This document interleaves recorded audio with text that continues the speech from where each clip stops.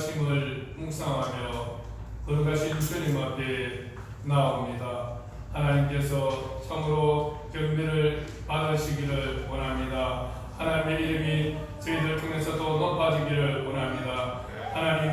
하나님께서만 영광 받으시옵소서. 오늘도 이 예배 속에 하나님의 영광이 충만한 예배가 될 수 있도록 함께하여 주시기를 원합니다. 혹시 우리가 범한 죄들이 있을지라도 예수 그리스도의 거룩한 십자가의 피로 말미암아 모든 죄들을 씻어주시고 또한 그 죄와 싸울 수 이길 수 있는 힘을 더하여 주시옵소서. 체질적으로 죄를 싫어하며 죄와 싸워 이길 수 있는 아버지 그런 힘을 우리에게 더하여 주시옵기를 간절히 원합니다. 아버지 오늘도 이곳에 함께하지 못한 우리 지체들도 기억하시고 하나님 앞에 나와 예배의 길로 살아갈 수 있도록 하나님 도와주시옵기를 원합니다. 우리의 모든 일상들이 하나님 앞에 예배하는 삶이 되게 하여 주시옵소서. 일상의 삶을 통해서도 놀라운 예배의 축복들이 함께할 수 있도록 도와주시옵소서.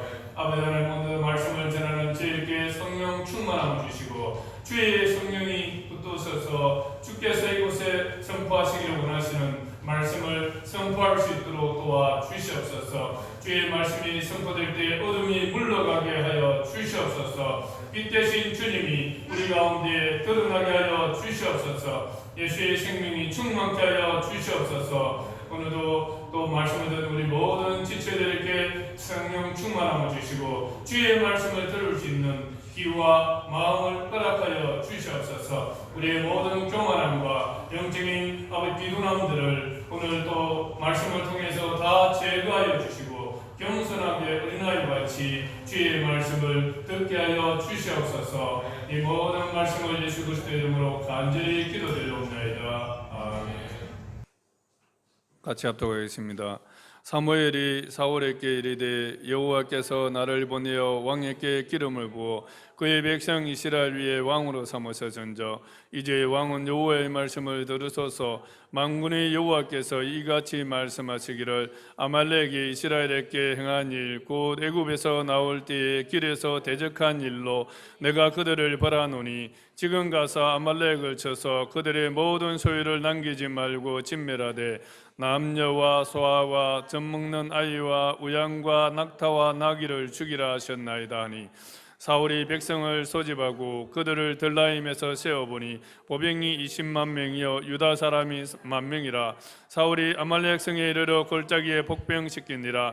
사울이 개인 사람에게 이르되 아말렉 사람 중에서 떠나가라. 그들과 함께 너희를 멸하게 될까 하노라. 이스라엘 모든 자손이 애굽에서 올라올 때에 너희가 그들을 선대하였느니라. 이에 개인 사람이 아말렉 사람 중에서 떠나니라. 사울이 하일라에서부터 애굽 앞 슈르에 이르기까지 아말렉 사람을 치고 아말렉 사람의 왕 아각을 사로잡고 칼날로 그의 모든 백성을 진멸하였으되 사울과 백성이 아각과 그의 양과 소의 가장 좋은 것 또는 기름진 것과 어린 양과 모든 좋은 것을 남기고 진멸하기를 절개 아니하고 가치없고 하찮은 것은 진멸하니라. 여호와의 말씀이 사무엘에게 임하니라. 이르시되 내가 사울을 왕으로 세운 것을 후회하노니 그가 돌이켜서 나를 따르지 아니하며 내 명령을 행하지 아니하였음이니라 하신지라. 사무엘이 근심하여 온 밤을 여호와께 부르짖으니라. 사무엘이 사울을 만나려고 아침에 일찍이 일어났더니 어떤 사람이 사무엘에게 말하여 이르되 사울이 갈멜에 이르러 자기를 위하여 기념비를 세우고 발길을 돌려 길갈로 내려갔다 하는지라. 사무엘이 사울에게 이른적 사울이 그에게 이르되 원하건대 당신은 여호와께 복을 받으소서. 내가 여호와의 명령을 행하였나이다 하니 사무엘이 이르되 그러면 내게 들려오는 이 양의 소리와 내게 들리는 소의 소리는 어찌 됨이니까 하니라. 사울이 이르되 그것은 무리가 아말렉 사람에게서 끌어온 것인데 백성이 당신이 하나님 여호와께 제사하려 하여 양들과 소들 중에서 가장 좋은 것을 남기며 그 외의 것은 우리가 진멸하였나이다 하는지라. 사무엘이 사울에게 이르되 가만히 계시옵소서. 간밤에 여호와께서 내게 이르신 것을 왕에게 말하리이다 하니 그가 이르되 말씀하소서. 사무엘이 이르되 왕이 스스로 작게 여길 그때에 이스라엘 지파의 머리가 되지 아니하셨나이까. 여호와께서 왕에게 기름을 부어 이스라엘 왕을 삼으시고 또 여호와께서 왕을 길러 보내시며 이르시기를 가서 죄인 아말렉 사람을 진멸하되 다 없어지기까지 치라 하셨거늘 어찌하여 왕이 여호와의 목소리를 청종하지 아니하고 탈취하기에만 급하여 여호와께서 악하게 여기시는 일을 행하셨나이까. 사울이 사무엘에게 이르되 나는 실로 여호와의 목소리를 청종하여 여호와께서 보내신 길로 가서 아말렉 왕 아각을 끌어왔고 아말렉 사람들을 진멸하였으나 다만 백성이 그 마땅히 멸할 것 중에서 가장 좋은 것으로 길갈에서 당신의 하나님 여호와께 제사하려고 양과 소를 끌어왔나이다 하는지라.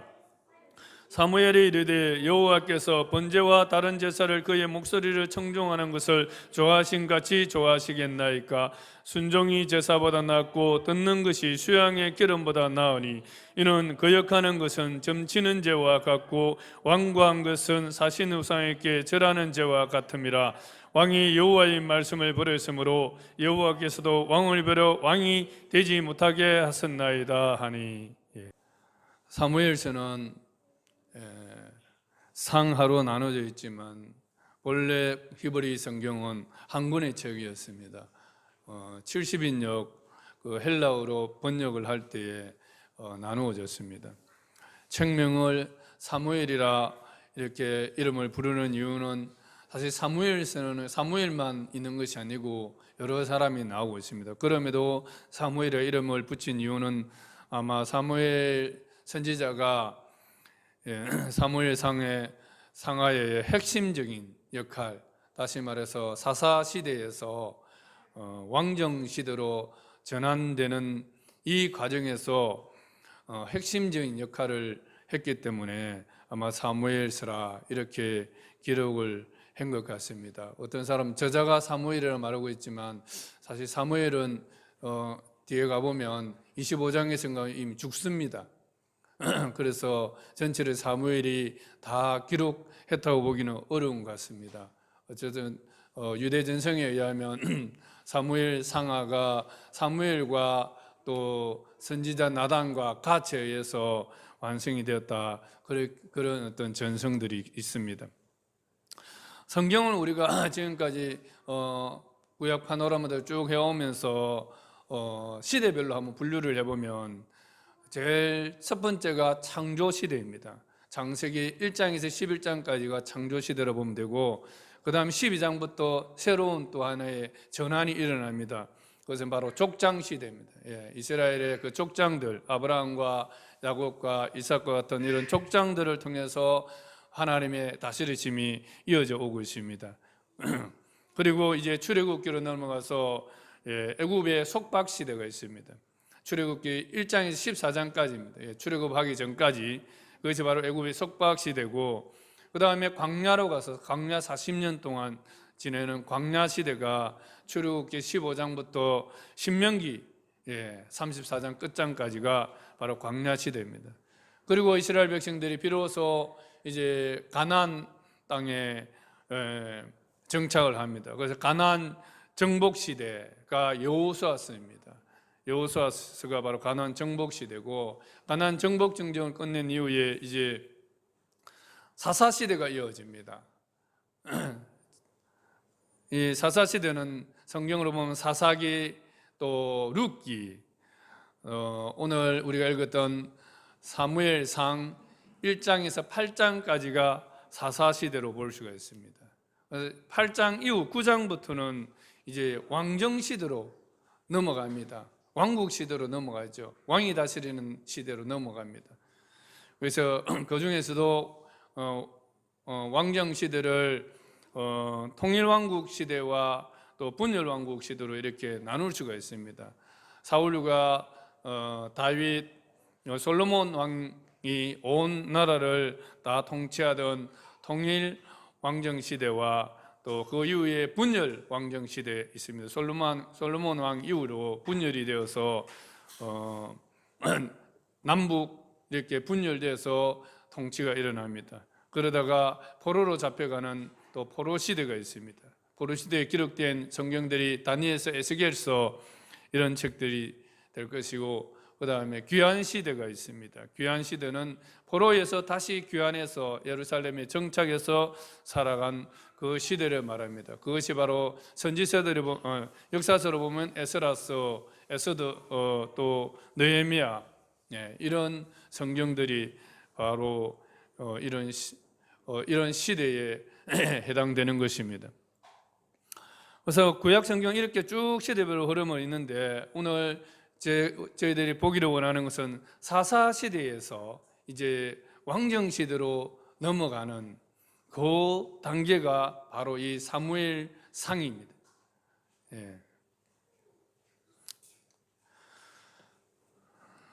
그래서 오늘 사무엘 상은 사사 시대 말기부터 해서 사울 왕의 통치 말기까지, 죽음까지 다루고 있습니다. 시기적으로 우리가 사용하는 연대로 본다면 주전 11세기 후반이죠. 주전 11세기 후반부터 10세기 중반까지입니다. 그 시대에 해당되는 사건들입니다. 그래서 이 다윗 왕조의 합법성을 강조하는 내용들이 많이, 이게 전체 흐름이 그렇습니다. 그런 것으로 봐서 기록 연대는 다윗 시대의 기록이 된 것 같습니다. 다윗 왕조가 얼마나 하나님께서 그토록 원하던 그러한 왕조였는가 하는 것을 강조하고 있습니다. 그래서 기록 목적은 하나님의 다스리심이, 하나님이 사사를 통해서 직접 다스리시던 신정정치, 신정정치라는 것은 하나님이 다스리시는 그러한 정치를 신정정치라 합니다. 직접 다스리시는데, 그런데 사사 필요할 때마다, 평상시에는 일반 생활을 하는데 각자 그 지파별로 흩어져서 생활을 하는데, 뭔가 전쟁이라든지 그런 어려움이 있을 때마다 필요할 때 하나님께서 지도자들을 세우셔서 그 지도자들이 하나님의 말씀을 받아서 그 말씀을 가지고 통치하는 그런 스타일을 신정정치랍니다. 사사시대는 이런 정치였습니다. 그래서 조직적인 군대라든지 상비군이나 여러 조직 체계들이 있는 것이 아니고 필요할 때 하나님이 부르십니다. 그래서 이스라엘을 지키시는 분은 하나님이십니다. 그래서 사사시대였지만 특별한 조직이나 그런 군대 조직 상비군들이 없었지만 그 외부의 침입으로부터 하나님이 지켜주시고 또 백성들을 통치해 나갔던 것입니다. 그러한 사사시대에서 이제 왕정정치로 넘어가는데, 그 왕정정치로 넘어가는 과정 속에서 하나님께서 어떻게 다스리시고 계시는가, 하나님 나라가 어떻게 구현되어 가고 있는가를 보여주는 것이 바로 이 사무엘 상하입니다. 이 과정에서 지대한 역할들을 한 세 명의 주인공들이 있습니다. 그것이 바로 사무엘과 사울 또 다윗입니다. 그래서 1장에 7장까지는 구조적으로 우리가 한번 살펴보면 1장에 7장까지는 사무엘이 주인공입니다. 사사시대의 마지막 통치자였던 바로 사무엘이 어떻게 예비되어지고 사무엘이 어떻게 하나님 나라를 다스려 가는데 쓰임 받았는가 하는 것을 말씀하고 있고, 8장에서 15장은 이제 사울이 왕으로 추대됩니다. 그래서 사울의 왕으로서 어떻게 살았는가를 보여주고 있고, 16장에서 31장까지가 바로 이제 사울이 왕으로 초대를 받았지만 그의 왕권이 다윗에게로 넘어가고 있습니다. 쏠리고 있습니다. 그래서 왕권이 사울에서 어떻게 다윗으로 전환이 되어 갔는가 하는 것을 말하고 있습니다. 사무엘하 전체는 이제 온 이스라엘의 왕이 된 다윗 왕의 통치에 대해서 말하고 있습니다. 창세기 1장 28절에 하나님께서 천지를 창조하신 이후에 생육하고 번성하여 땅에 충만하라, 땅을 정복하고 다스리시니라, 그렇게 말씀했습니다. 이스라엘 백성들이 출애굽하여서 이제 가나안 땅에 정복한 이후에는 그들이 정착할 땅까지도 이제 다 차지하게 되었습니다. 그럼 이제 남은 것은 어떻게 하나님의 다스리심이 정착한 그 가나안 땅에서 이루어지는가 하는 것이 중요한 관건입니다. 다스리라는 하나님의 말씀이 어떻게 이루어져 가는, 구현되어 가는가를 성경은 말하고자 하는 것입니다. 그런데 하나님께서는 이런 하나님 나라를 다스려 가시는데 사람을 세우셔서 그 사람을 통해서 다스리십니다. 인류 역사 이후에 계속적으로 하나님은 사람을 세우셔서 다스리십니다. 그래서 사무엘서는 하나님 나라를 대리할 왕정 체제에서 하나님 나라를 대리할 하나님께 합당한 왕이 누구인가를 찾아가는 하나의 여정이라고 봐야 됩니다. 처음에는 사무엘에서 시작해서 그 다음에 사울에게 시작했고 그 다음 다윗에게로 이제 옮겨갑니다. 이 모든 과정들이 결국은 하나님께 충실한 사람, 하나님 마음에 합한 사람, 그 사람이 누군가를 하나님께서 찾아가시는 것입니다. 그 과정 속에서 하나님 나라를 또 이루가기를 원하시는 것입니다. 그래서 먼저 1장 7장에서 첫 번째 중요한 인물이었던 사무엘을 살펴보기를 원합니다. 사무엘서 초반은 엘리 제사장과 한나의 이야기로 시작합니다. 엘리 제사장은 제사장이면서도 또한 사사지요. 사사로서 그 당시에 사무엘이 태어나기 전에 지도자로서 그 땅을 다스리는 그런 통치자로 생활을 하고 있었습니다. 그런데 성경은 엘리 가문에 대해서 그 부패상을 드러냅니다. 그 아들들의 비행과 그 부패로 인해서 더 이상 하나님 나라의 대리자로서의 그 역할을 감당할 수 없음을 암시를 하고 있습니다.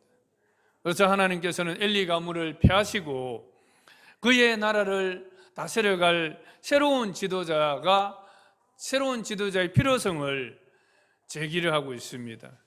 그 과정에서 중요한 역할을 하는 사람이 있었는데 그 사람이 바로 한나였습니다.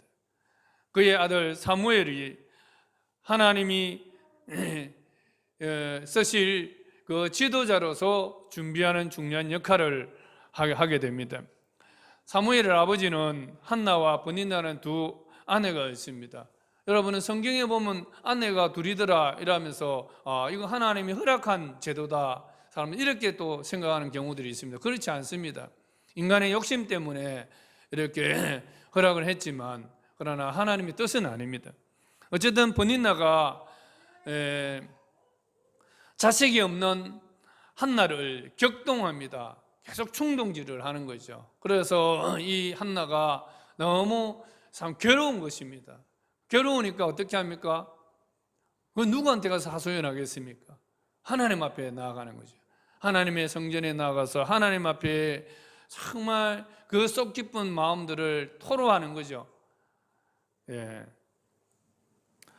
그래서 사실은 한나는 자신의 그 개인적인 아픔 때문에 하나님 앞에 나아가게 됐고, 그 기도는 개인적인 아픔 때문에 시작한 기도였지만 그 기도는 바로 시대의 아픔과 하나님 나라의 그 하나님의 아픔으로 성화가 되었습니다. 가난한 자와 억압받는 자와 자신의 기도를 동일시하고 또 하나님을 거역하는 사사시대에 그 하나님의 아픔과 동일시하면서 하나님께서 만약에 자식을 주신다면 제가 이 자식을 하나님 나라를 다스릴 그 나실인으로, 이것을 나실인으로 구분해서 하나님께 드리겠다고 소원을 하고 있습니다. 정말 개인적인 기도, 아픔에서 시작한 기도였지만 이 한나의 기도는 결국은 성화된 기도라는 것을 말하고 있습니다. 경건한 한 여인의 불임이라는 이 고통이 하나님 나라의 하나님 뜻에 맞는 지도자를 준비하는 상구가 됐던 것입니다. 그리스도인의 고통은 시대의 아픔과 하나님 나라의 아픔의 관점에서 재해석되어 성화되는 믿음이 되어야 합니다. 똑같은 아픔이라도 이러한 한나와 같은 그 고통을 재해석해서 믿음으로 성화하는 그런 믿음이 될 수 있어야 하는 것입니다. 우리 여러분의 모든 아픔과 고통이 또한 하나님 나라의 관점에서 재해석된 믿음이 되기를 축복합니다. 사사기 초반은 엘리 가문과 또한 사무엘을 대적해 가면서 정죄해 갑니다. 엘리 시대는 하나님이 이상이 없었습니다. 아무리 제사를 드리고 해도 하나님께서 그들에게 말씀을 해주시지 않습니다. 왜 그러냐면 그 엘리 가문의 죄악들 때문입니다. 엘리의 아들들은 악했습니다. 성전에 드리지는 제물을 제사도 마치기도 전에 강탈해서 먹었고, 이것은 하나님의 율법의 말씀을 정면적으로 거부하는 것입니다. 성전 회막문에서 섬기는 여인들과 동침을 했습니다. 이 모든 행위들은 하나님의 말씀을 거절하는, 거역하는 행위이고 또 하나님을 멸시하는 그런 행위라고 성경은 말씀하고 있습니다. 사무엘상 2장 17절에 보면 이 소년들의 죄가 여호와 앞에 심히 크면 그들이 여호와의 제사를 멸시하였더라, 이렇게 말씀하고 있습니다. 이러한 행위들이 결국 하나님 앞에 드리는 그 제사를 멸시했다는 것입니다. 이 말씀을 통해서 더 이상 엘리의 가문을 통해서 하나님 나라를 세워갈 수 없음을 암시하면서 바로 그 다음 문단에서 보면 2장 21절에 보면 아이 사무엘은 여호와 앞에서 자라니라. 엘리의 가문은 이렇게 정말 죄악을 더해 쌓아가고 있는 반면에 아이 사무엘은 어립니다. 아직까지 어린 이 사무엘은 여호와 앞에서 자라나니라. 여호와 앞에서 자라나니라. 이게 차이점입니다. 그리고 아이 사무엘이 점점 자라며 여호와와 사람들에게 은총을 더욱 받더라. 이 아이가 자라면서 하나님과 또 사람들에게 더욱 은총을 받더라, 그렇게 말씀하고 있습니다. 엘리 아들들과는 너무나 대조적인 성장을 보여주고 있습니다. 2장 35절에 보면 그리고 하나님은 또 말씀하십니다. 직접적으로 이제 말씀하십니다. 내가 나를 위하여 충실한 제사장을 일으키리니 그 사람은 내 마음 내 뜻대로 행할 것이라. 하나님 마음 하나님 뜻대로 행할 것이라. 내가 그를 위하여 견고한 집을 세우리니 그가 나의 기름 부음 받은 자 앞에서 영구히 행하리라. 기름 부음 받은 자 앞에서는 왕을 말하겠죠. 그리고 3장 19절에 보면 사무엘이 자라매 여호와께서 그와 함께 계셔서 그의 말이 하나도 땅에 떨어지지 않게 하시매 라고 이렇게 말씀을 하고 있습니다. 엘리 가문의 그러한 죄악들 때문에 하나님께서는 그의 마음과 그의 뜻에 충실한 제사장을 통하여서 하나님의 나라를 다스려 가실 것을 말씀하고 있습니다. 하나님 나라를 다스리는 데 있어서 제일 중요한 것이 여러분 무엇이라고 생각하십니까?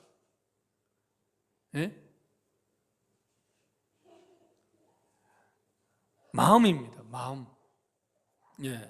하나님 나라를 다스리는 대리자에 갖춰야 될 자격은 바로 마음입니다. 하나님의 원대로 하나님의 뜻대로 살아가고자 하는 마음을 가진 사람, 그 사람이 필요한 것입니다.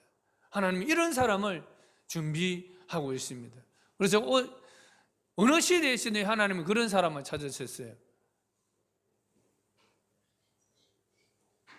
하나님은 전심으로 자기에게 항원한 자를 찾으시느니라, 그렇게 말씀하고 있습니다. 우리의 마음이 우리 마음속이 하나님을 전시로 찾고 전심으로 찾고 하나님이 원하는 대로 하나님의 뜻대로 살아드리고자 하는 그러한 마음을 가진 사람을 하나님이 찾으시는 것입니다.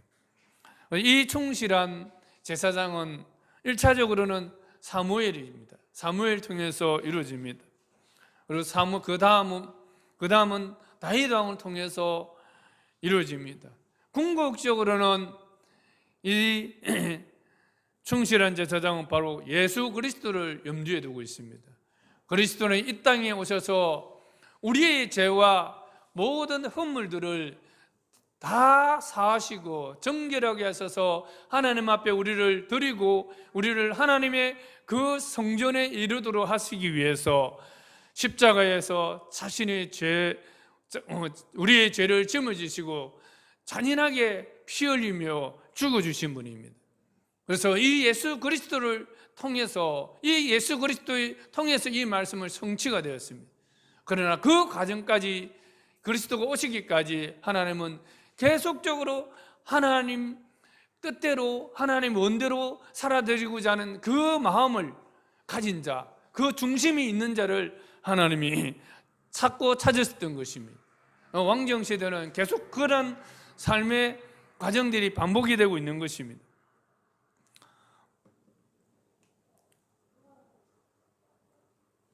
이런 과정들 속에서 사무엘과 예수 그리스도의 오심을 준비한 사람이 있었습니다. 보면 사무엘의 어머니 한나와 예수님의 어머니 마리아는 지대한 또 공헌을 했습니다.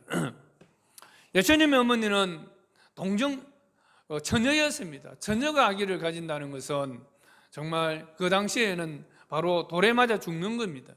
목숨을 내놓은 것입니다. 그런데 예수님의 어머니는 남자와 동침하지 않고서 아기를 가졌는데, 그때 예수님 어머니 마리아가 한 말씀은 뭐냐면 주의 계집종이오니 주의 뜻대로 될지어다, 이렇게 말합니다. 나는 주님의 계집종이오니 주님의 뜻대로 쓰십시오. 내가 그 과정 속에서 죽을 수도 있지만 그것은 오직 하나님께 맡기고 자신은 오직 주님의 그 통로로서 드려지고자 했습니다. 그리고 육신으로 그 예수님을 낳으셨지만 십자가에 죽도록 내어주고 그 채찍에 맞으시고 고통당하는 그 아들을 바라보는 그 아픔을 감내해야 했던 것입니다. 그럼에도 그는 그것을 다 내어드렸습니다. 사무엘의 어머니 한나도 마찬가지입니다. 그는 기도에서 얻은 아이입니다. 정말 아기가 없어서 그렇게 격동을 당하면서 얻은 아이입니다. 얼마나 소중하겠습니까? 눈에 넣어도 아프지 않을 그런 정말 소중한 아이입니다. 그런데 그 아기를 젖을 떼자마자 하나님의 성전에 하나님을 섬기기 위해서 드렸습니다. 어렵게 얻은 자식을 내 자식이 아니라 하나님의 나라와 그 뜻을 위하여 자신의 가장 소중한 그 아들을 하나님께 드린 것입니다. 사무엘은 어릴 때부터 엄마와 함께하지 못했지만 성전에서 하나님을 잘 섬기며 자라갔고, 또 1년에 한 차례씩 그 엄마가 지어주는 그 옷을 입고 자랐습니다. 그 옷을 지어서 엄마가 옷을 지어서 갖다 줬을 때 얼마나 사랑으로 지었겠습니까? 이 아들, 1년에 한 차례씩 보는 이 아들을 위해서 하나님의 성전에 아무것도 모르지만 그 성전에서 정말 자라면서 하나님을 섬기는 그 아들을 보면서 얼마나 마음이 아리겠습니까? 그럼에도 그것을 다 참아내고 하나님 앞에 잘 섬기도록 정성껏 옷을 지어서 사랑으로 그 아들에게 입히지 않겠습니까? 그 아들을 사무엘은 엄마와 함께 하지는 못했지만 성전에서 하나님을 섬기면서 그 어머니의 사랑이 그 안에 느껴지면서 그 사랑을 먹고 자랐으리라 생각합니다.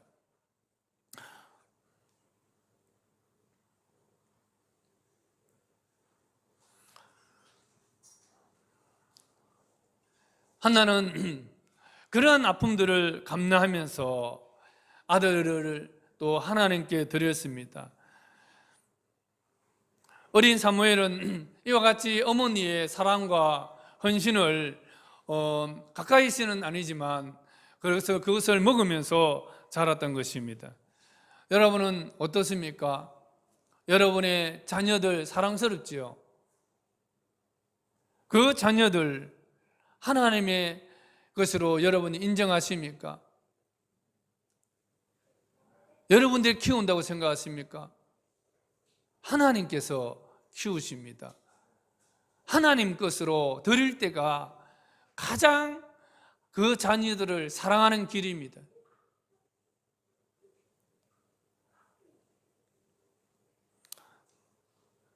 여러분은 여러분 자신들을 하나님의 것으로 드렸습니까?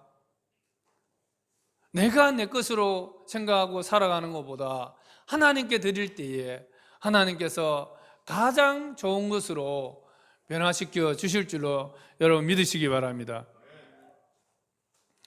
엘리는 자신의 아들들의 죄악을 알고 있었지만 그렇다고 책망을 안 한 것이 아닙니다. 책망을 했습니다. 그렇지만 그 아들들에 대해서 더욱더 엄중하게 치료하지 못함으로 말미암아 그의 집안에 하나님의 심판을 자초하게 됩니다. 성경은 엘리가 하나님보다 자식을 더 사랑했다고 말씀하고 있습니다. 정말 엘리 제사장이 자식보다 하나님을 더 사랑했더라면 자식들의 죄를 보았을 때 하나님 앞에 금식하면서 자녀들의 악함을 회개하도록 권면하고 정말 중보 기도했을 것입니다. 그러나 성경 그런 말이 전혀 없습니다. 하나님께서 책망하시는 것과 전혀 그런 삶을 살지 못한 것 같습니다. 정말 자기 아들을 사랑했더라면 징계하고 하나님께 맡겼어야 했을 것입니다. 그러나 그렇지 못한 부모의 책임 또한 가볍지 않다는 것을 말씀하고 있는 것입니다. 결국 그의 집은 하나님의 심판을 받게 됩니다. 그래서 심판의 도구로서 전쟁을 사용합니다. 블레셋과의 전쟁을 통해서 그 집안을 심판하는 것입니다. 블레셋과 전쟁이 일어나자 이스라엘 백성들이 나와서 싸웁니다. 그래서 4,000명이 죽임을 당하게 되었습니다. 그래서 이스라엘 장로들은 우리가 이 블레셋과의 지금까지 싸움에서 사무엘이 있을 때 블레셋과의 싸움에서 지니까 우리가 진 이유가 뭐냐 하고 분석한 결과 우리에게 언약궤가 없다는 것입니다.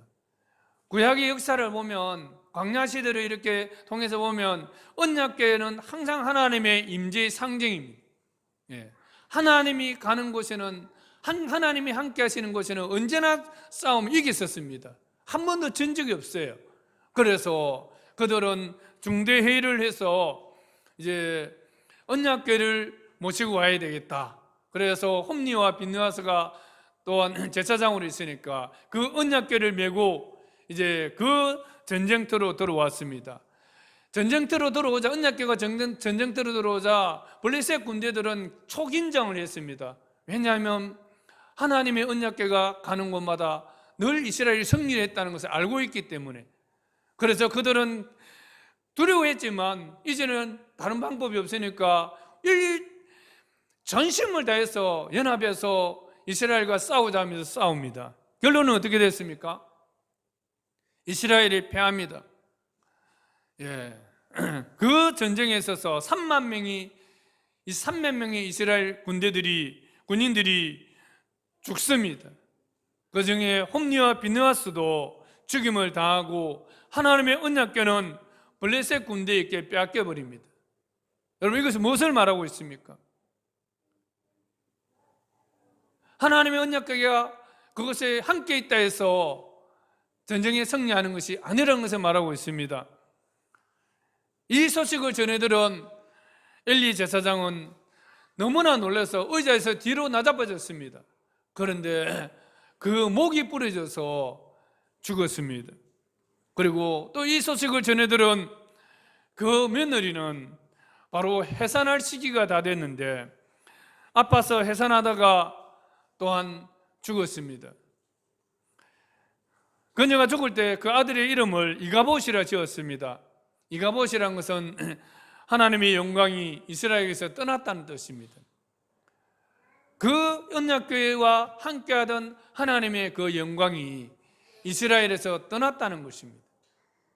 이것이 바로 엘리 가문의 죄로 말미암아 이런 심판이 있다는 것을 말하고 있습니다. 하나님께서 엘리 가문을 통해서 하나님의 나라가 온전하게 다스려지기를 바랬지만 그것에 실패함으로써 하나님은 또한 새로운 지도자를 세워야 된다는 것을 암시하고 있는 것입니다. 하나님은 그분의 마음, 그분의 뜻대로 순종하는 자의 하나님이십니다. 아무리 우리가 열심히 교회 다닌다 해서 하나님이 그 사람과 함께하지 않습니다. 하나님의 뜻대로 하나님의 마음대로 순종하고자 하는 그 사람을 통해서 하나님께서 함께 하시고 하나님께서 또 하나님 나라의 다스리심을 이루어가는 것입니다. 하나님의 제사를 멸시하면서 하나님 앞에서 죄를 범하면서 하나님의 언약궤만 있으면 전쟁에서 승리할 것이라고 생각하는 것은 마치 부적을 몸에 품고 다니면서 어디에 가기만 가면 다 성공할 것이라 생각하는 미신과 똑같은 것입니다. 이거는 부적신앙입니다. 한국 교회도 이런 영적 수준의 목회자와 성도들이 많습니다. 그래서 참 특히나 신비주의 교회들이 이런 것들이 많습니다. 하나님 앞에 순종은 하지 않으면서 얼굴만 내미면 축복 주시는 하나님으로 착각하는 사람들이 많습니다. 여러분 정말 그 다음 장면을 보면 아이러니한 일이 일어나고 있습니다. 이스라엘 백성들은 이렇게 심판을 받았으면서도 아직 정신을 못 차리고 있는데 하나님의 언약궤가 블레셋 그 지역으로 이제 들어갔습니다. 빼앗긴 언약궤가 어디 갔냐면 다곤의 신당이 같이 옆에 나란하게 둡니다. 그런데 어떤 일이 발생합니까? 다곤의 그 신상이 땅바닥에 엎드려져 버립니다. 누가 한 것입니까? 하나님께서. 그리고 다시 이렇게 세워나니까 그 다음 날은 아예 목이 부러지고 또 엎드려졌는데 보니까 목이 부러지고 손목과 손목들이 부러져 버립니다. 몸뚱아리만 그냥 닦여 있습니다. 이것을 통해서 뭘 말하고자 하는 것입니까? 하나님은 거룩하신 하나님이다. 이러한 아무것도 말하지 못하는 이런 우상들과는 구별되신 하나님이시다 하는 것을 말씀하고 있습니다. 그런데 하나님을 모르는 그 블레셋에 그것을 계시하고 있고, 또한 하나님께서는 자신을 계시하시기 위해서 독한 종기로 백성들을 치심으로 온 블레셋이 두려움에 떨니다. 그래서 이 거룩한 이 언약궤와 함께 하시는 이 하나님이 얼마나 두려우신 분인지를 그들은 깨달아 아는 것이죠. 그들이 섬기는 신들과는 차원이 다른 분이라는 것을 깨달아 알면서 어떻게 하면 우리에게 이 재앙이 떠나도록 할까, 또 회의를 한 결과 이제 속건제를 드리고 이 언약궤를 다시 이스라엘 다른 곳으로 옮기자 합니다. 또 다른 곳으로 옮기지만 또 동일하게 그 일이 발생합니다.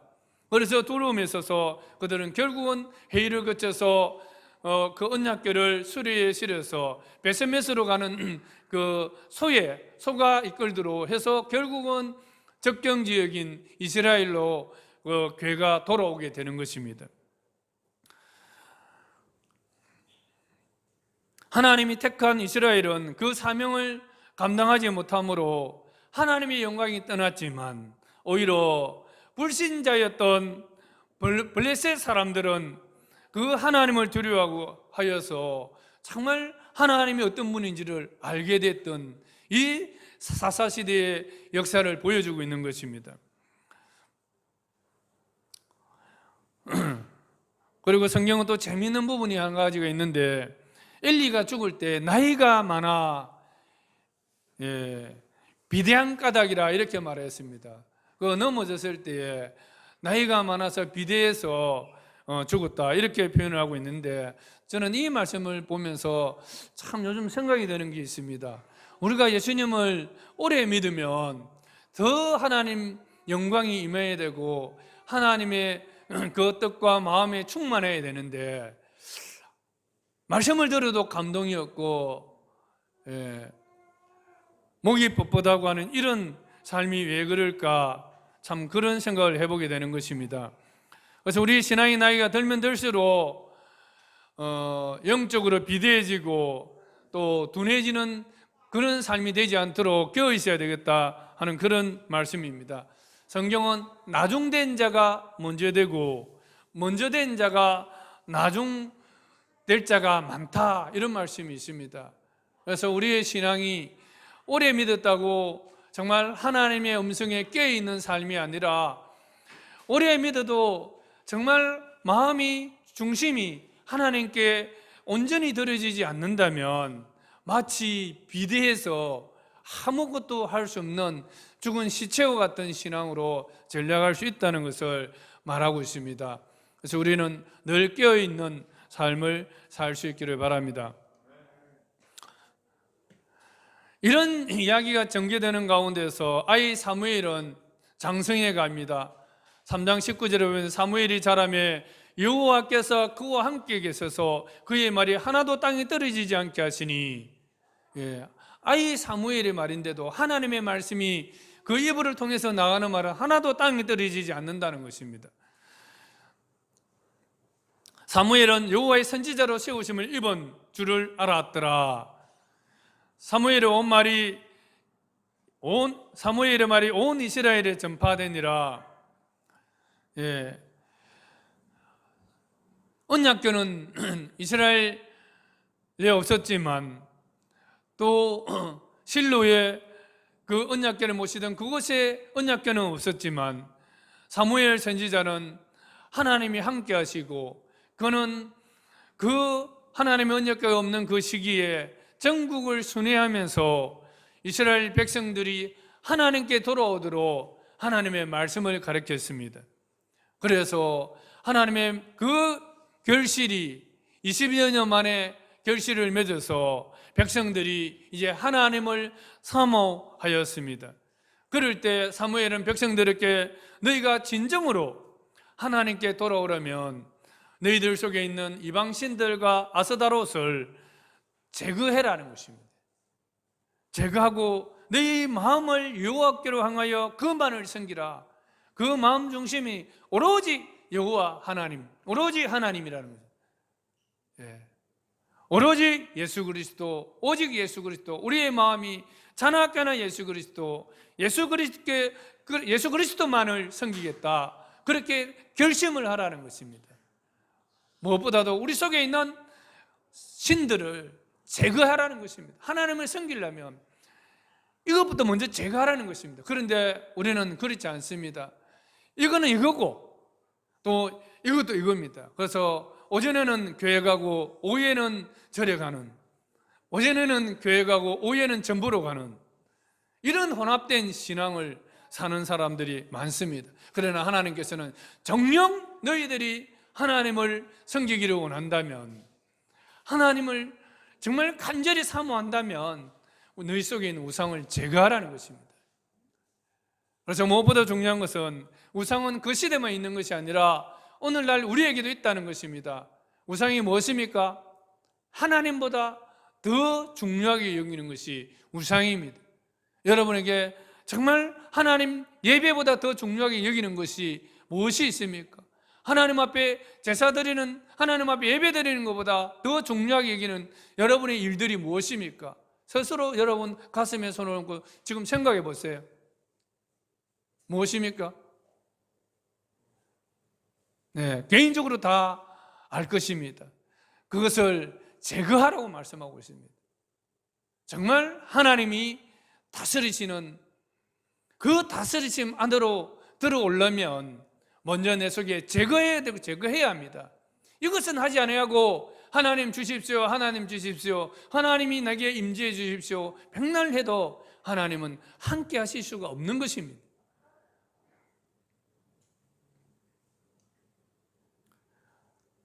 우리의 신앙이 미신 신앙이 되지 않도록 조심해야 합니다. 우리의 신앙은 철저하게 지성에 있어서도, 하나님을 아는 지성에 있어서도 거룩한 지성을 가져야 합니다. 성경은 분명히 말씀하고 있습니다. 엘리 가문의 신앙, 엘리 시대에 그 사사시대 말기의 사람들이 하나님을 섬겼던 그 신앙을 제거하라는 것입니다. 우리는 오로지 하나님의 말씀에 순종할 때에 하나님이 우리와 함께 하십니다. 내가 내 사랑하는 것들을 지키려고 하는 것보다 하나님께서 나를 지켜주실 때에 그것이 가장 안전하고 가장 행복한 순간인 것을 우리는 깨달아야 하는 것입니다. 하나님은 거룩하신 하나님이십니다. 우상을 마음에 품은 채 하나님을 믿는다고 해도 그 기도를 응답해 주실 리가 없습니다. 나의 기도 응답이 되지 않을 때 우리는 한번 생각해 보아야 합니다. 먼저 우리는 우상을 제거하고 한마음, 오직 한마음으로 하나님만을 섬기기를 작정하시기를 바랍니다. 사무엘은 또 백성들을 미스바로 다 불러 모읍니다. 너희가 정말 하나님을 섬기기를 원한다면 이 미스바로 다 모여라. 거기서 뭘 합니까? 회개 운동을 합니다. 백성들이 하나님 앞에 지었던 범죄들을 다 회개하면서 금식 기도하면서 진정으로 하나님께 돌아가기 위해서 정결함을 얻습니다. 이 소식을 전해 들은 블레셋 사람들이 이스라엘을 치러 올라옵니다. 백성들은 여전히 아직도 신앙이 초보입니다. 그래서 두려워합니다. 블레셋 하면 벌벌 떨립니다. 그동안에 당한 것들이 많으니까. 그래서 블레셋 하면 막 벌벌 떨립니다. 그럴 때 사무엘에게 기도해 달라고 합니다. 그래서 쉬지 말고 우리를 위해서 기도해서 블레셋 사람으로부터 우리를 구원하게 해달라고 사무엘에게 기도하라는 것입니다. 왜 사무엘에게 기도하라고 말하겠습니까? 사무엘의 기도는 땅에 떨어지지가 않습니다. 반드시 그 기도는 응답이 있다는 것입니다. 사실 우리가 이러한 인정을 받는 것이 중요합니다. 우리가 다른 건 몰라도 가진 건 없어도 정말 저분이 기도하면 하나님께서 응답해 주신다, 하나님께 되게 해주신다, 그것을 안다면 그것은 어떤 무기보다도 더 강력한 힘인 것입니다. 사무엘은 아무 무기를 없었습니다. 이 시대에, 사무엘이 살던 이 시대에는 바로 청동기, 이쪽 이스라엘은 청동기 시대고 저쪽 블레셋은 철기 시대입니다. 이스라엘은 사울이 왕이 되었을 때도 보면 제대로 된 무기를 가진 사람은 사무엘과 요나단밖에 없습니다. 나머지들은 제대로 된 무기가 없다는 것이죠. 그러나 블레셋은 철기 무기를 가지고 있었습니다. 그 싸움은 붙으면 누가 이기겠습니까? 뻔한 거잖아요. 그렇지만 사무엘이 하나님 앞에 기도하자 블레셋에게 우레가 발해서 그들이 서로 혼비백산해서 무너져 버립니다. 그리고 사무엘이 살아있는 동안에는 블레셋 사람들이 다시 그 땅에 들어오지 못했다고 말하고 있습니다. 왜냐하면 사무엘이 사는 날 동안 하나님의 손이 막아주었기 때문이라고 말하고 있습니다. 특별한 무기가 없어도 하나님께서 막아주셨다는 것입니다. 이런 말하면 또 과학적으로 증명하려는 사람은 하나님이 무엇을 통해서 막았을까 하면서 뭔가 또 연구하려고 합니다. 그러나 우리 단순히 하나님 말씀 믿으면 돼요. 하나님께서 막아주셨다고 성경은 말하고 있습니다. 그러므로 다시는 블레셋 사람들이 이스라엘 안으로 들어오지 못했다고 성경은 말하고 있고, 나라는 평화를 얻었다, 그렇게 말씀하고 있습니다.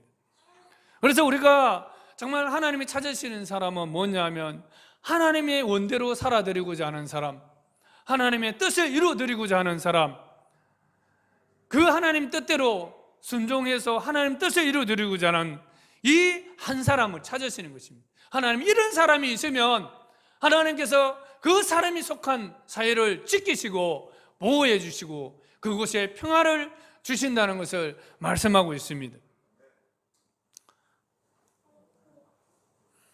이것이 7장까지의 말씀입니다. 8장에서 15장으로 넘어가 보면 이제 주인공은 이제 사울입니다. 사무엘에서 사울로 넘어가고 있습니다. 사무엘이 나이가 많아서 이 청년 사무엘이 이제 벌써 나이가 많아서 그가 이제 다 이래 순회하면서 이스라엘을 다스리기에 힘이 버거운 겁니다. 그래서 따로 다른 지도자도 없기 때문에 그의 아들들을 사사로 세워서 나라를 다스리게 했지만 그의 아들들은 그 아버지와 신앙이 결이 또 다릅니다. 그래서 비리를 저지르게 되는 것이죠. 그러므로서 이스라엘 장로들이 모여서 우리도 이웃 나라와 같이 왕을 달라고 말합니다.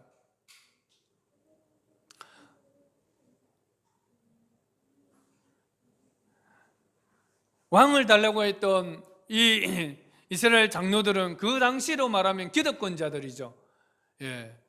그래서 이 기득권자들은 전쟁이 일어나면 전쟁에서 지면 자신들이 가졌던 모든 것을 잃어버립니다.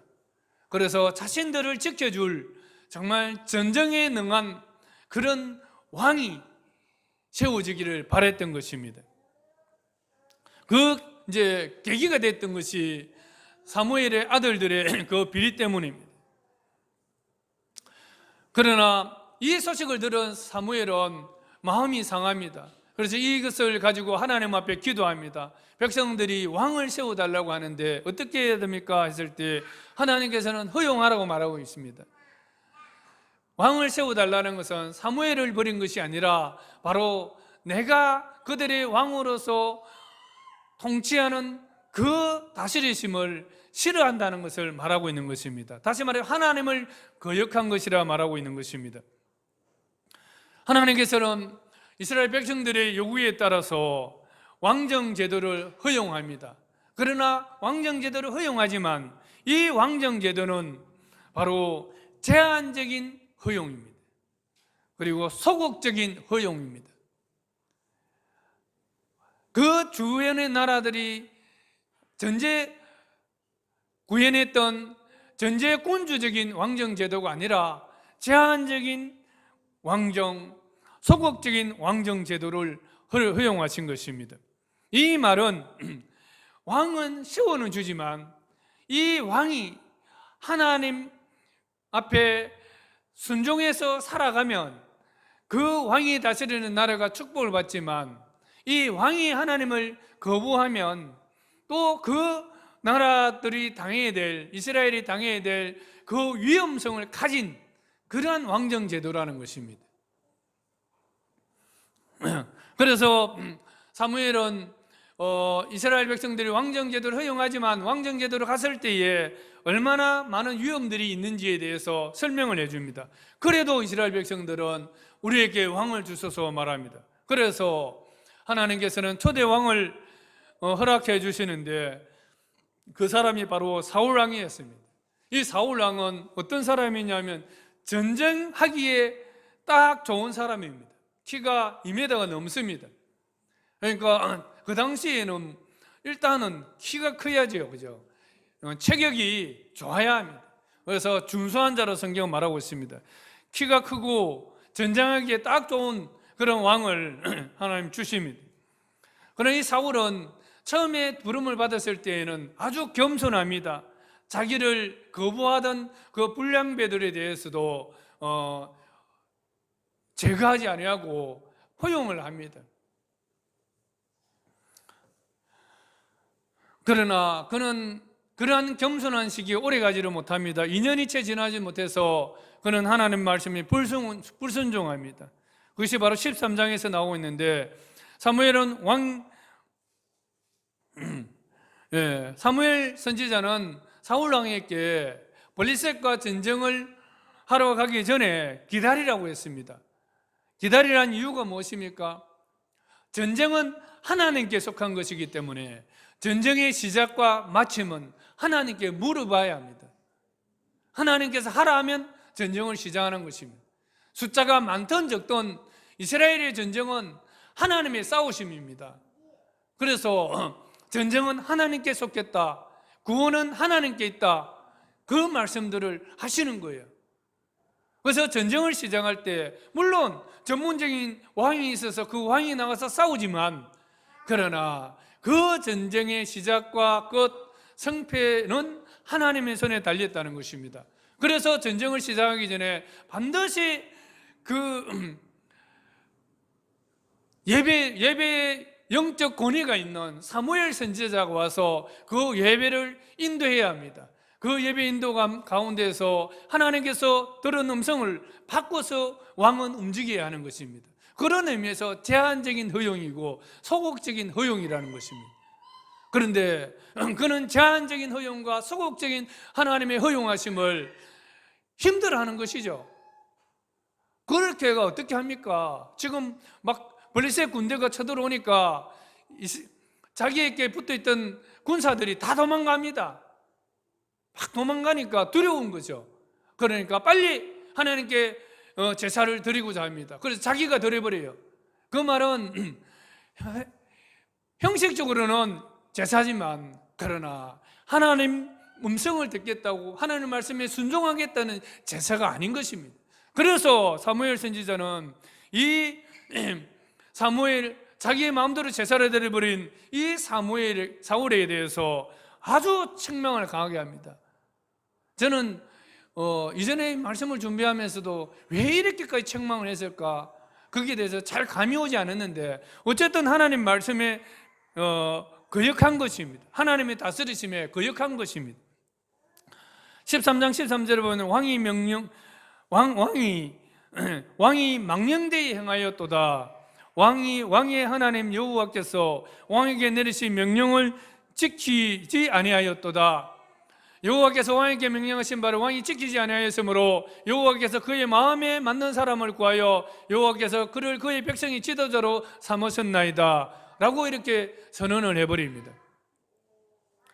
그런데 이런 와중에서도 이제 사무엘은 그 이어지는 전쟁들에서 계속 승리를 거둡니다. 바로 이제 버림받는 것이 아닙니다. 우리가 나무를 꺾어도, 그죠? 꽃꽂이를 해서 물에 담가놔도 금방 시드는 것이 아니잖아요. 그처럼 하나님은 사울을 버리기로 하셨지만 당장 버리는 것이 아니고 시간이 좀 흘러갑니다. 한참 더 흘러가요. 그래서 전쟁했을 때 또 승리를 거둡니다. 그리고 15장에서 보면 또 이 사울왕이 결정적인 또 하나님을 반역하게 됩니다. 아말렉과의 전쟁에서 오늘 우리 읽었던 말씀입니다. 하나님은 아말렉을 쳐서 그들의 소유를 남기지 말고 진멸할 때 남녀와 어린아이와 젖 먹는 아이와 우양과 또 낙타와 나귀를 다 죽이라고 했습니다. 이것은 완전히 받침받은 전쟁인 것입니다. 그래서 이 전쟁에 있어서는 아무것도 남기지 말고 다 진멸하라는 것입니다. 그런데 그것을 만약에 취하게 되면 그 공동체 자체가 하나님 앞에 범죄를 하게 되는 것입니다. 그런데 사울과 그 백성은 아각 왕이죠, 적군의 아말렉 왕과 그의 양과 또 소와 가장 좋은 것 또는 기름진 것과 어린 양과 모든 좋은 것은 남기고 진멸하기를 기뻐하지 아니했다고 말하고 있습니다. 그리고 가치 없고 하찮은 것들만 진멸했습니다. 그러고서 사울은 이제 사무엘 선지자에게 내가 선지자님께서 말한 대로 다 순종했습니다 이렇게 말합니다. 그러나 하나님께서 뭐라 말씀하십니까? 그것은 순종이 아니라는 것입니다. 선택적인 순종은 순종이 아니라는 것입니다. 하나님은 온전한 순종을 원하시는 것입니다. 하나님이 원하시는 것은 공허한 제사의식을 원하신 것이 아니라 그분의 말씀을 듣는 것을 원하시는 것입니다. 그리고 그래서 이 유명한 이 말씀들이 나오고 있지 않습니까? 순종이 제사보다 낫다.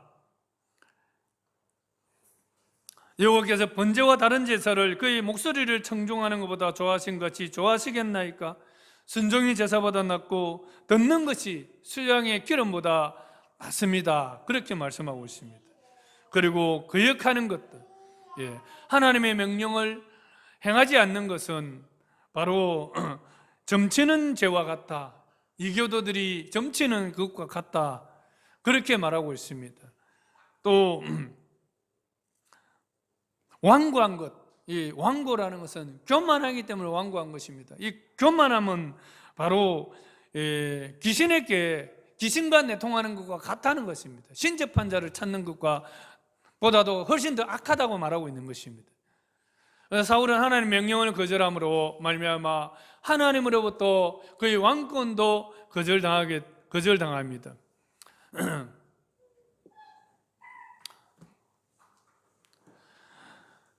사울 왕은 초대 왕정 제도에 있어서 초대 왕으로서 세움을 받았지만 그는 여전히 제한적인 왕이요 또한 소극적인 왕으로서 하나님을 따르고 하나님의 다스리심 아래에 있어야 하는 그런 왕이어야 했었습니다.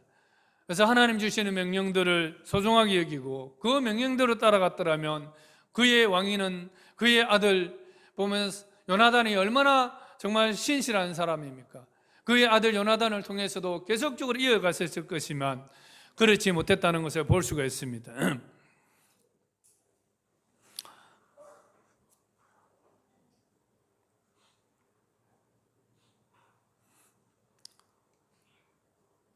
우리가 드리는 예배는 예배의식에 있는 것이 아니라 정말 하나님의 말씀을 듣는 태도에 있습니다.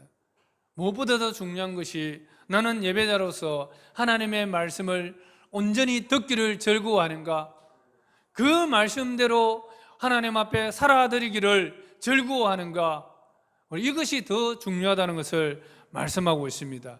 우리는 기억해야 합니다. 우리 스스로가 왕이 아닙니다. 비록 내가 왕과 같은 권세를 받았을지라도 이것은 제한적인 왕권이요 소극적인 왕권이라는 것입니다. 내게는 최대한 내 스스로를 제한하고 내 스스로에게 적극성을 두는 것이 아니라 소극적인 자세로서 나 자신을 제한을 하고 오로지 하나님 말씀 듣기를 즐거워하고 그 말씀을 따라서 살아가기를 원하는 그 마음의 자세가 있어야 하는 것입니다. 오로지 하나님만이 나의 왕이십니다. 한번 고백하겠습니다. 하나님만이 나의 왕이십니다. 내가 비록 왕된 권세를 받았을지라도 그것은 하나님이 주신 제한적인 왕권입니다. 제가 주님의 청지기로서 마지막까지 온 마음을 다하여 하나님의 명령을 따르고 하나님의 뜻대로 하나님의 원대로 순종하여 하나님의 나라를 이루어가도록 섬기겠습니다. 이것이 우리의 고백이어야 할 것입니다. 제가 다이까지 준비를 했지만 시간이 많이 지났습니다. 오늘은 여기까지 하겠습니다. 사울 왕이 세움을 받았지만 사울 왕도 사실 실패를 한 거예요. 사울 왕이 자신이 어떤 존재인지를 알지 못하고 자기 하나님의 왕으로 인정하며 하나님께 순종하는 삶을 살았더라면 정말 하나님의 창세기 1장에 주셨던 생육하고 번성하여 땅에 충만하라, 땅을 정복하고 다스리라는 이 다스림의 대리자로서 하나님께 쓰임받으면서 그렇게 정말 축복 가운데 살아갈 수 있었을 것인데 그것에 실패한 것입니다. 그래서 하나님께서는 또 새로운 왕을 찾아야 하는 것이죠. 그 시대의 왕정 체제에 맞는 새로운 왕을 찾는 것이 바로 16장에서 31장까지 바로 사무엘상 있는 말씀입니다. 그래서 하나님께서는 정말 이번에 찾을 때에는 전쟁에 능한 그러한 키가 헌실하고 준수한 그런 사람이 아니라 정말 보기 예쁘다는 말씀이 나오잖아요, 그죠? 아름답다는 말이 나오는 다윗은, 그죠? 그런 조건은 아니었을지라도 그 중심에 하나님이 있는 사람, 그 중심에 하나님의 명령을 정말 즐거워하고 그 말씀대로 사는 것을 즐거워하는 사람, 그런 사람을 찾았던 거예요. 이런 사람은, 이 다윗은 그 앞에 아무리 큰 것이 있어도 두려워하지 않았잖아요. 골리앗은 키가 3m입니다. 무려 그의 군장이 68kg 정도 된다고 해요. 그것을 갑옷과 군장들 차고 다니지만, 그런 정말 보기에도 우리가 골리앗과의 싸움이다 이런 말을 하잖아요. 이길 수 없는 싸움이죠. 그럼에도 다윗은 전혀 두려워하지 않습니다. 왜냐하면 그 속에 하나님이 계셨기 때문에. 그와 함께 하시는 하나님은 사자와 곰의 발톱에서 그를 건져주었기 때문에, 이것은 사자와 곰보다도 훨씬 더 크잖아요. 3m 크기니까 싸움에 있어서 불리할 거 없다는 것입니다. 아무 두려움이 없는 거예요. 그래서 칼과 창을 다 버려버리고 그냥 평상시에 자기가 하던 대로 돌멩이하고 물매를 들고 가서 던져서 죽여버리지 않습니까? 그리고 지 칼이 없으니까 무너뜨린 골리앗의 칼을 빼서 그 골리앗의 목을 칩니다. 우리는 이런 사실들을 보면서 정말 하나님 나라를 우리는 세워가야 합니다. 우리 이 세상 속에서 우리가 먹고 사는 그것이 목적이 아니라, 구원받고 평안함을 누리는 것이 목적이 아니라, 우리가 사는 삶들 속에서 하나님을 경배해야 되고 하나님을 예배하고 그것을 통해서 하나님의 영광을 드러내야 합니다. 그리고 우리의 삶을 통해서 계속적으로 하나님의 다스리심이 계속 구현될 수 있도록 우리가 살아가야 하는 것입니다. 그러려면 어떻게 한다고요? 순종입니다.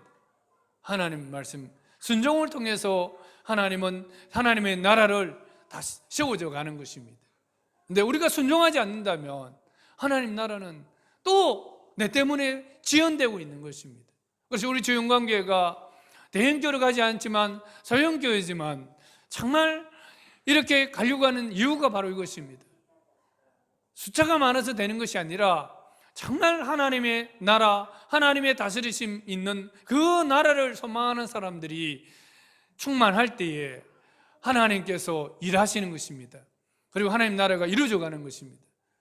그래서 여러분들이 정말 하나님 그 뜻과 그 하나님의 마음에 순종하는 삶을 살아갈 수 있기를 간절히 축원합니다. 내가 다 사울이 될 수 없고 다윗이 될 수 없고 사무엘이 될 수는 없지만 우리는 또한 예수님의 어머니와 또 한나와 같은 그런 역할도 충분히 우리는 감당할 수 있습니다. 그래서 각자의 역할대로 중심은 이 시대를 우리가 살아가고 있지만 이 시대에 우리가 겪는 고통과 아픔들을 통해서 그 믿음이 성화되어서 주님의 나라를 바라볼 수 있고 주님의 나라의 아픔과 고통으로 성화된 믿음으로 여러분들이 살아갈 수가 있다면 하나님은 우리를 통해서 하나님의 기뻐하시는, 하나님이 다스리시는 그러한 하나님의 나라가 이 땅에서도 이루어져 갈 줄로 믿습니다. 기도하겠습니다. 하나님 아버지, 참으로 감사합니다. 정말 죄와 허물이 많은 우리 인간들이지만 하나님께서 또 사람을 택하셔서 주님의 나라, 거룩한 그 나라를 세워가는 일에 우리를 부르시고 또 하나님과 동행할 수 있는 놀라운 축복을 주심을 감사합니다.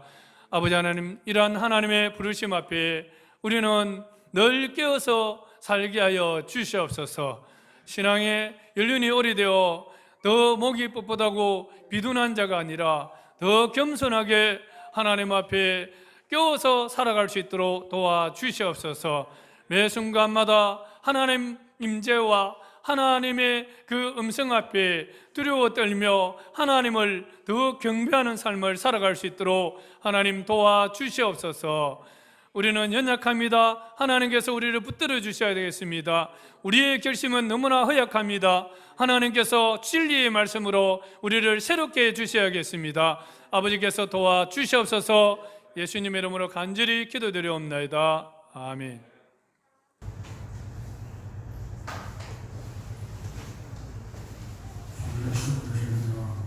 하나님 사랑과 신의 자신 저는 멈춘 영혼을 영적 것을 간절히 추구하는